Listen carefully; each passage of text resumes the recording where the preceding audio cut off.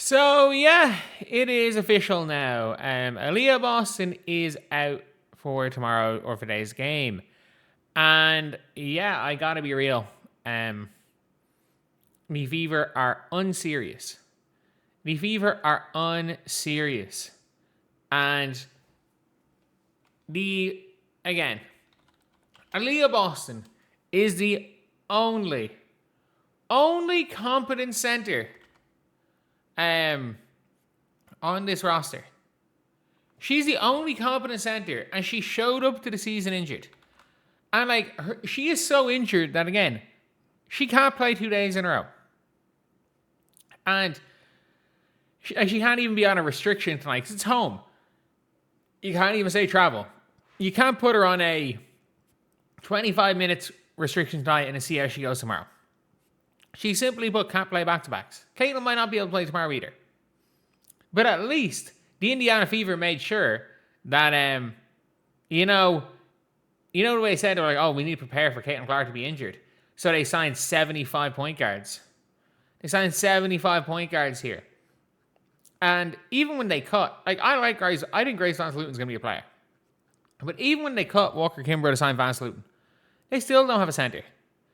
And if anyone here says Dantas, and it's going to be another fucking Dantas game. It's going to be another Dantas game. We're going to have to watch Damiris Dantas play basketball. The Indiana Fever are 2-5 when Damiris Dantas plays over 6 minutes.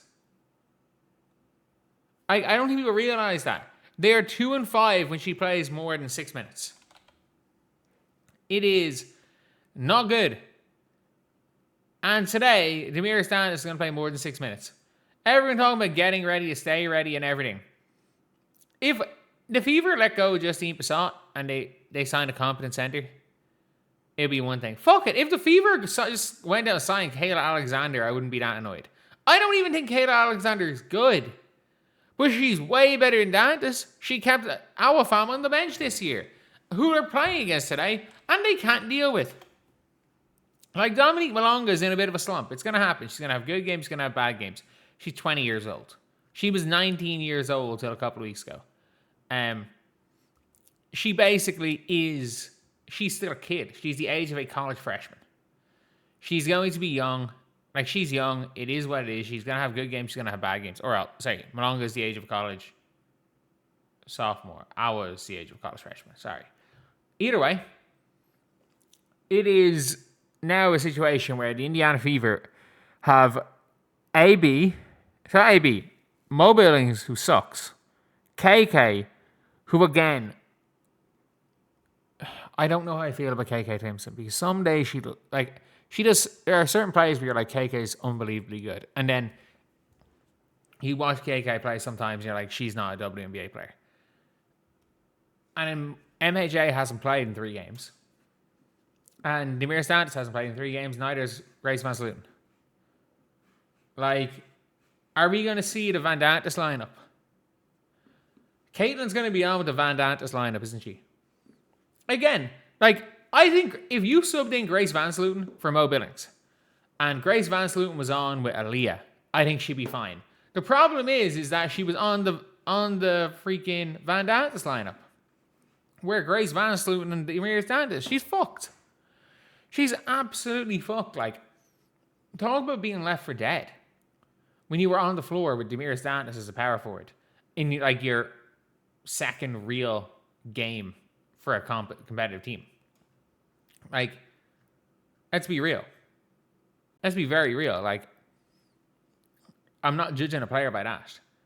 And this is, again, we see this incompetent front office show what proved time after time after time.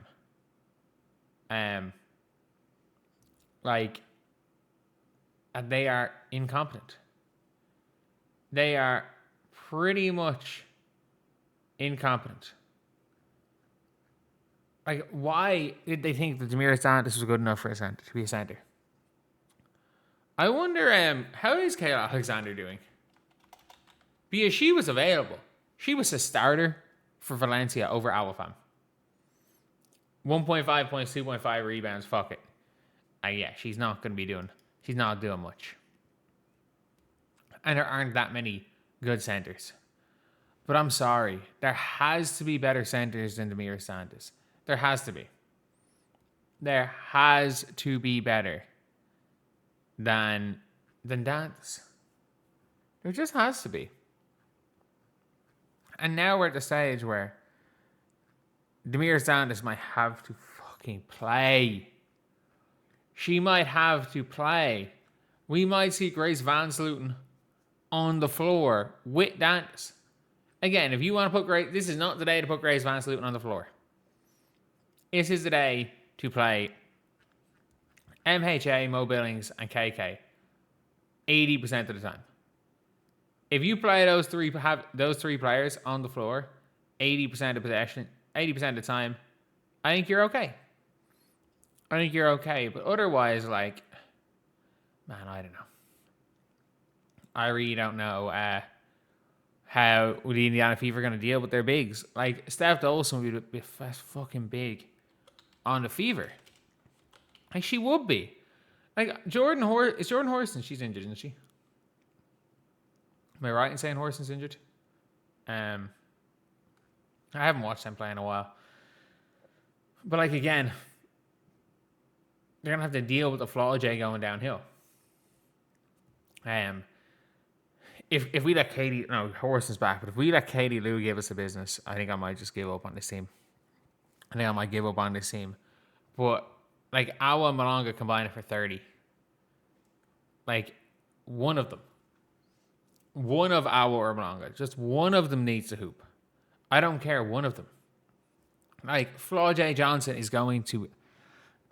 It's not one of Awa and Malonga. Jesus. And one of Mo Billings, KK, or MHA has to hoop. Because I have no doubt about it. And they're winning the front court battle.